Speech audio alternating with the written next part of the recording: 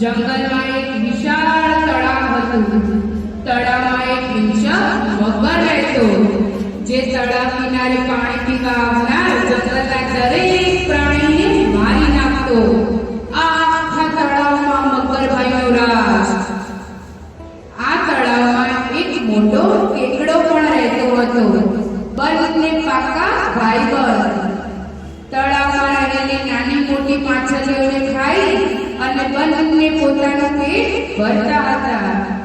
જેમ જેમ દિવસો પસાર થતા ગયા તેમ તેમ તળાવમાંથી માછલીઓ ઓછી થતી ગઈ. એક દિવસ મગર અને કેકડાભાઈ વાત કરવા લાગ્યા. મગર કહે, અલે કેકડા, હવે તો તળાવમાં માછલીઓ રહી જ નથી. આપણે શું ખાઈશું? આપણે કેવી રીતે જીવીશું?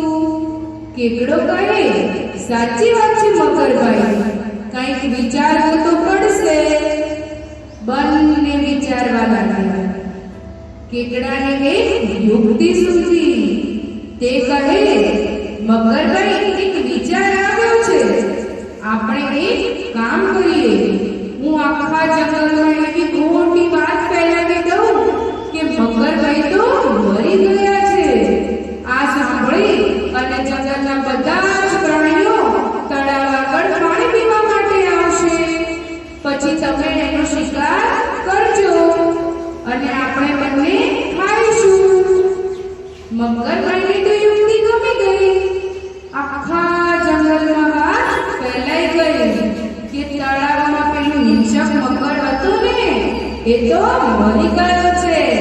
અને બધા પ્રાણીઓને નિરાશ થઈ ગઈ. હાશ, હવે પાણી પીવા જઈશું.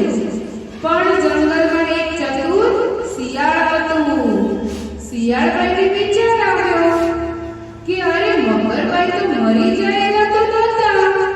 કંઈક તો કારણ છે. મારે જઈને તપાસ કરવી પડશે. શિયાળભાઈ તો ગયા તળાવ કિનારે અને એક યુક્તિ કરી. તે બોલવા લાગ્યા, અરે, આ મગરભાઈ તો જીવતા લાગે છે. કેમ કે મેં સાંભળ્યું છે કે જો મગર મરી જાય ને તો તેની પૂંછડી હલ્યા કરે.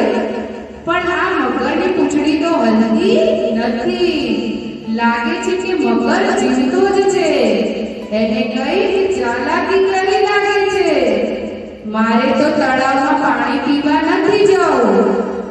આ સાંભળી મગરભાઈ તો તેમની પૂંછડી પટપટાવવા માંડ્યા અને ચાલાક શિયાળને ખબર પડી ગઈ.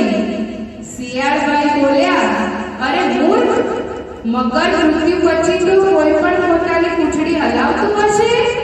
ચાલાક શિયાળે મગરભાઈની ચાલ પકડી પાડી.